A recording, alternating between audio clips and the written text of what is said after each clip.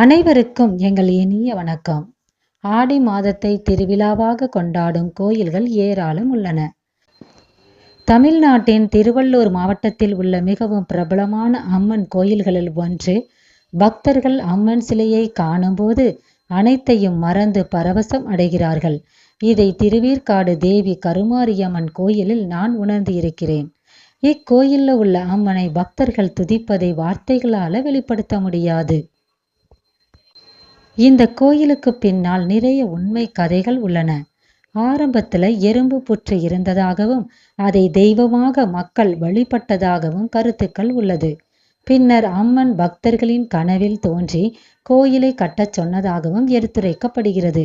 மற்றொரு கதையில் சிவபெருமான் கைலாசத்திற்கு செல்லும்போது அவர் தனது உடலில் உள்ள சாம்பலை வேர்க்கண்ணியிடம் கொடுத்து 5 வேலைகளை செய்யும்படி கூறினார்.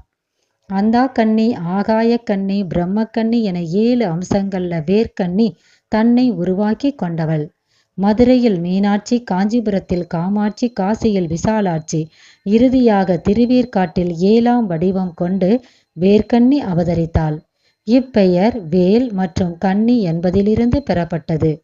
இங்கு பிரதான தெய்வமான கருமாரியம்மன் ரேணுகா பரமேஸ்வரியாக பக்தர்களுக்கு அருள் பாலிக்கின்றார். இந்த கோயிலில் வருடம் முழுவதும் கூட்டம் இருந்தாலும் ஆடி மாதத்துல கூட்டம் அதிகமாக இருக்கும். திருவேற்காடு கோயில்ல விநாயகர், துர்க்கை அம்மன், முருகன், நவகிரகம், ஸ்ரீனிவாச பெருமாள், சிறப்புமிக்க மரச்சிலை அம்மன் என ஏராளமான தெய்வங்கள் உள்ளன. பக்தர்கள் கோயிலை சுற்றி வரும்போது அவர்கள் ஊஞ்சலில் உற்சவரை தரிசிக்கலாம். மற்றும் மீனாட்சி, காமாட்சி, விசாலாட்சி போன்ற தெய்வங்களும் உள்ளன.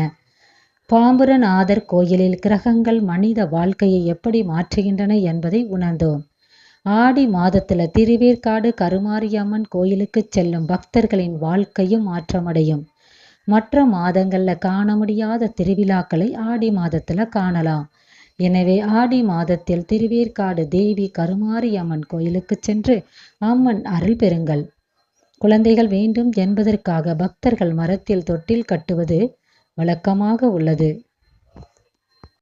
திருவேற்காடு கருமாரியம்மன் கோயிலுக்கு அருகில் உள்ள ரயில் நிலையம் ஆவடி, அம்பத்தூர் மற்றும் அண்ணனூர் ரயில் நிலையங்கள் ஆகும். கருமாரியம்மன் கோயிலுக்கு அருகில் உள்ள பேருந்து நிலையம் 450 மீட்டர் தொலைவில் உள்ள திருவேற்காடு பேருந்து நிலையம். சென்னை மற்றும் திருவள்ளூரில் இருந்து திருவேற்காட்டுக்கு ஏராளமான பேருந்துகள் உள்ளன. இது போன்ற சுவாரஸ்யமான வரலாற்று தகவல்களுடன் மீண்டும் அடுத்த வீடியோல பார்க்கலாம். வாழ்க வளமுடன், நலமுடன். அனைவரும் நன்றி.